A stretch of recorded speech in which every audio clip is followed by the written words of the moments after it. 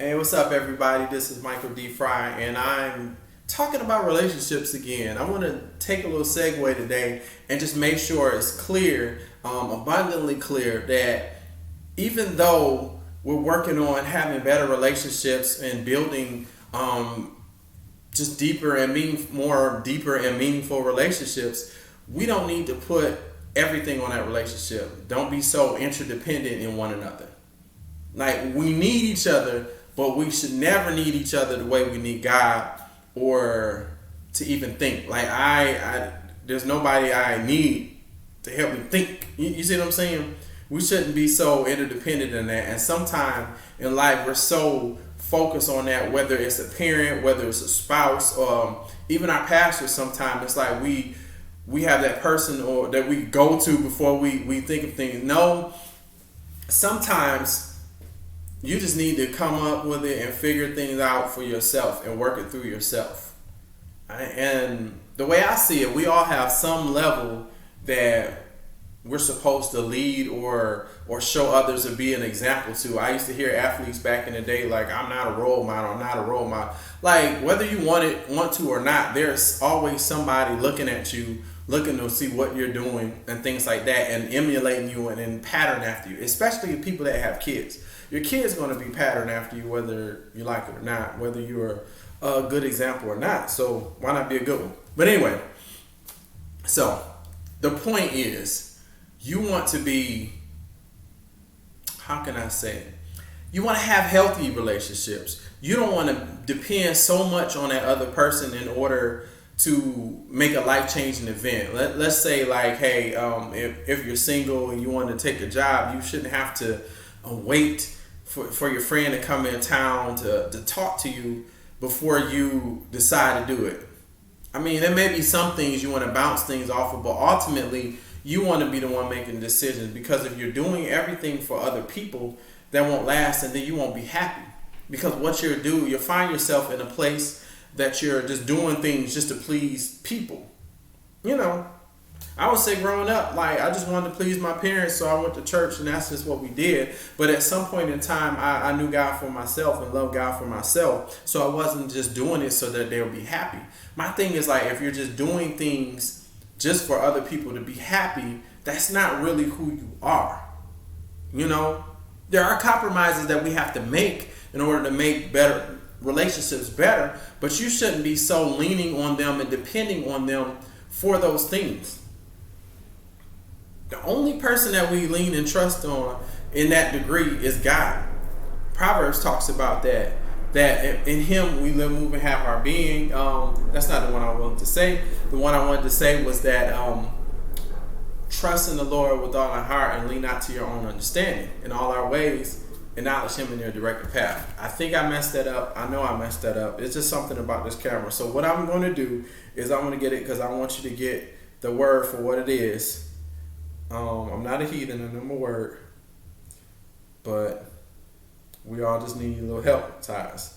So Proverbs 3 verse 5, it says, trust in the Lord with all your heart. I did get it right. Hey. Anyway, trust in the Lord with all your heart and lean not to your own understanding. In all your ways acknowledge Him, and He shall direct your path. So God is the one directing our path. God is the one that'll be leading us and guiding us in everything. We shouldn't depend on people like we depend on God, because when we do that, that's an idol.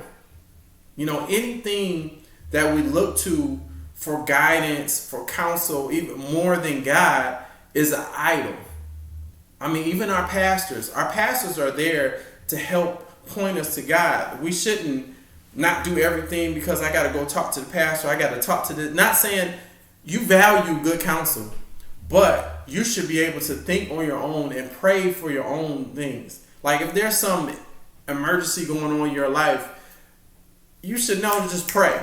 You know, we got to pray now. We got to act now. I don't have time to wait till Wednesday or Sunday to talk to pastor to pray for me and then do something. No, that's too much. That's too much independent. And also a family member, just one of my cousins reminded me that a number of our family members are so interdependent in one another. Like, we should depend on one another, but it's like we can't function without the other person, that's not healthy at all. That's not the type of relationships that we should be building. Not at all. You should be able to make up your mind and make sound decisions without them. Just like my parents, they raised us. They raised us to be a little independent and figure things out. I remember one time in college, I was moving out of the dorms, right? No, not even the dorms. I moved into an off-campus apartment, and at the end of that semester, I was moving things in and out of my car, and because it was in Flint, I wanted to make sure I locked my door every time, and then I didn't have a remote. I had to manually lock it, right? So I would put the key down on the seat, put the things in the car, and then grab my key, and then, but I would hit the door lock. And in my mind, I was thinking, you gonna lock yourself out of this car? Anyway, long story short, I ended up locking myself out of the car. I could see the keys through the window sitting on the seat. My first response was, and mind you, I couldn't get back in my apartment. My first response was, okay, I'm gonna go up to one of my friends' apartment, use their phone, call my parents to come, because they have a spare key, to come get me out of the car. I went to school in Flint. I went to college in Flint, Michigan, and I grew up on the west side of Detroit, so my home was in Detroit, Michigan. So it's about 45 minutes. Well, I did 45 minutes, probably about an hour regular driving, but Anyway, so my thing is, like, my parents taught me to think and come up with another solution. At the time, my solution was call my dad and my mom and get them to come drive up here. They got the spare key and let me in. When I called my dad, you know what he says? Call the police. I thought that was the meanest thing ever. I was like, why should I call the police when you have a spare key? But you know what it taught me? I wasn't thinking of what they had to do. I wasn't thinking of being considerate of them at all. And I really wasn't thinking the best solution. Like, if they were 10 minutes or 5 minutes away, that could work. But they were an hour away. I mean, they had to get ready and come up there. And it's probably 10 o'clock at night or whatever. And they got to work the next day.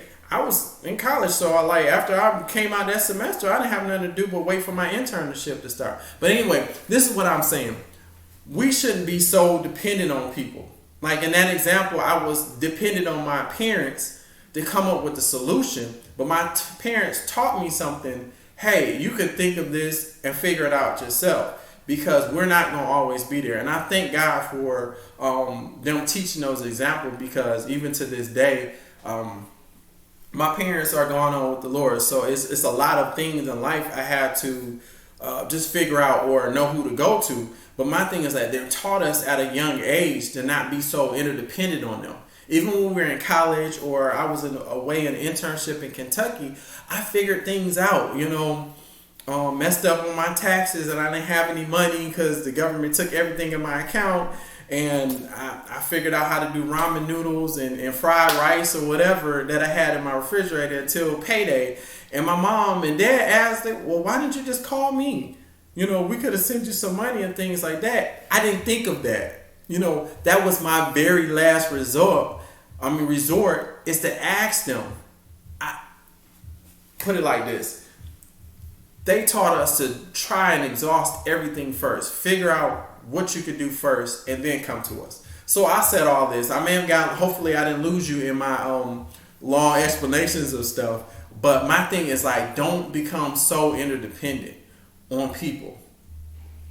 We supposed to depend on God for things like that, and we have that faith and trust in the Lord,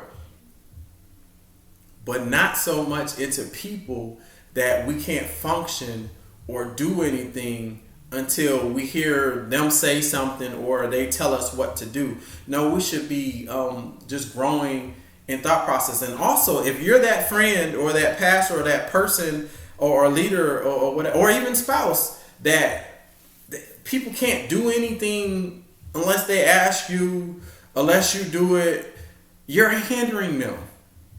What happens when you're not there? Either by some emergency you're not there, or God forbid, you're taken out before your time, or something happens before then, or we don't know our time. Is your family, is your friend, or that person that look to you for those answers or to do something, will they be able to do it without you? And my thing is, if you have something in your life that they're depending that much on you, whether it's your kids, your spouse, or whoever, find ways to get and teach them so they can grow in themselves. Because a relationship is meant to enhance, not to hinder. And if you become somebody's God, not that you mean to do it on purpose, but if they can't function without asking you first, or they just literally can't think without coming to you first, then you're enabling them. So, in relationship, we want healthy relationships. We want those that are meaningful and fruitful. In order to be a fruitful relationship, we have to enable people to be able to think on their own and be able to carry out things on their own. We don't want to be enablers, and we don't want to be so interdependent. So we can't look for that relationship to define who we are, or look to that relationship to give us our purpose. That's almost another topic for another day. But anyway, I hope this blessed you, and if it did, please like, share, and subscribe. All right, later.